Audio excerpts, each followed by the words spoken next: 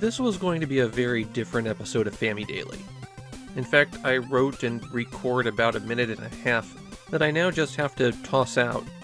It was just laying out my plans for how I was going to use Dezaemon for that episode. Because Dezaemon isn't a game, it's a game creation toolkit, and as I started tinkering with it, I discovered something. My copy of Dezaemon has a complete original game on it. I was going to do an extended recording session, doing a couple of hours of building a very basic shoot-'em-up, but I'm not going to erase the work of the 3 people who came together and made this game. There were a lot of these game creation toolkits throughout the 80s and 90s, and without any real way to share files, these creations that have captured this moment in time are all but lost. Yes, the games aren't going to be very good, but the point here is that this is weeks, maybe months, of someone's hard work. It's a historical record of what people were doing with these software packages. So, change of plans. We'll take a small look at the creation tools, but I'm not going to be tinkering with anything, just to avoid any possibility of damaging the game that exists. Instead, we're going to be looking at this game that was made with Dezaemon.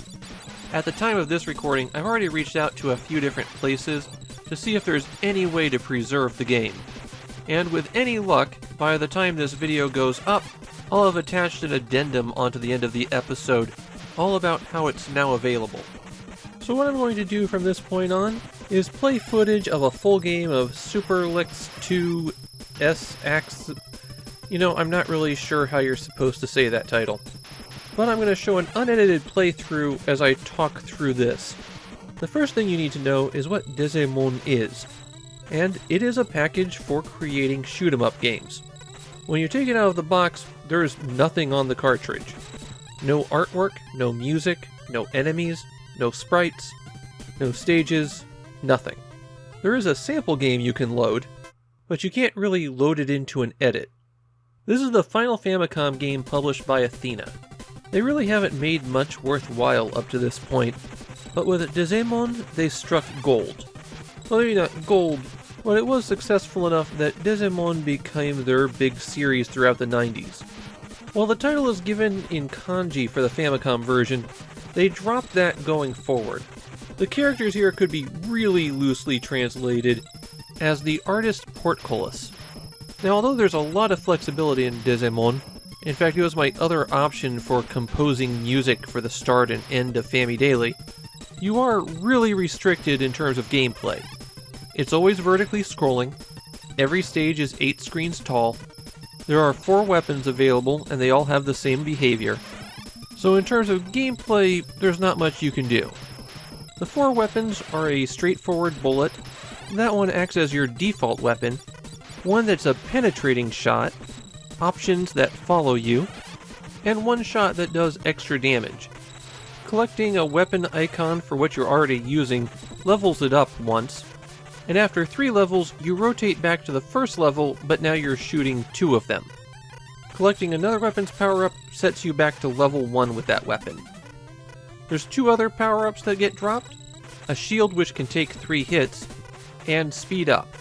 Power-ups always drop from the strong enemies, but what drops from them is randomized. Enemies come in small, medium, and large sizes, the small being the guys that pop out as you're just flying around, and the medium being the ones that take a lot of hits and drop the power-ups. And the large, of course, is the boss at the end of the stage. I noticed that Dezaemon really lets you pile on the enemies, and it deals with that by flickering so much that some things pretty much become invisible. You can only have 3 stages in a game you make in Dezaemon, and all 3 of them have completely independent graphics, so different tile backgrounds and different enemies. Your ship and the weapons remain the same. Once you clear all 3 stages, you get a credits roll, which can only consist of 4 lines scrolling over stage 1. That's how I can have some idea who made this, although I haven't been able to track them down individually.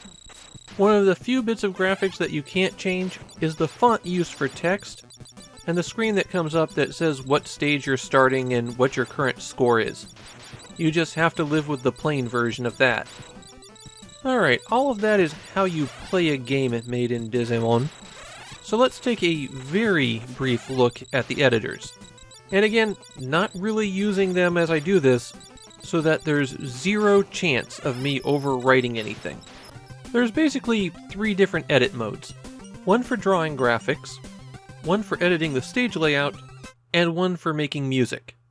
When you're in edit mode, you select which stage you're editing the graphics for, and the graphics editor allows you to customize the color palettes, as well as draw in every pixel. Every block on the right-hand side represents one section of the graphics, and for larger things like the logo or the bosses, you can only edit small portions of them at a time. You hit B to place a pixel, and you hit A to cancel. You can't use black for drawing anything. Black is reserved as the transparency color. It's a real headache to make any kind of picture with Dezaemon. However, the music editor is actually pretty good. Okay, you're limited to 2 for time, but you have 3 voice channels, 2 of which you can customize the instrument, 1 tone channel, and 1 percussive channel. I did notice that if you use 2 of the same notes in a row, there's no gap in between them. So you need to at least have some kind of rest in there if you want to make them distinct notes. You can loop the current measure to listen to how everything plays together, or you could play through the whole song. And when you have it set to 90 beats per minute, it gives you 30 seconds of music here. And of course, you could turn the tempo up and down as you like. Honestly, I'd recommend getting a copy of Dezaemon just for the music editor. It's that good for making your 8-bit tunes. While I can't say that Dezaemon is wildly popular in Japan, the Famicom version does have its adherents who seem to like to use it, who seem to specifically like to use it to create art on the system. I don't know if I'd do that, but like I said, the music editor is pretty much the best way for you to get short tunes out of a Famicom.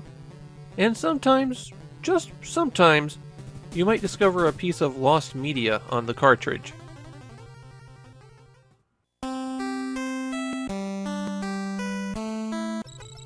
Hey, I promised a quick update if I had any news. I reached out to a few people, and I got a response from Gaming Alexandria.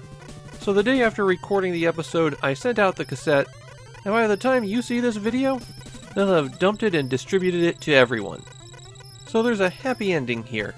I hope that the creators can enjoy that their game is going to be appreciated by a lot more people now.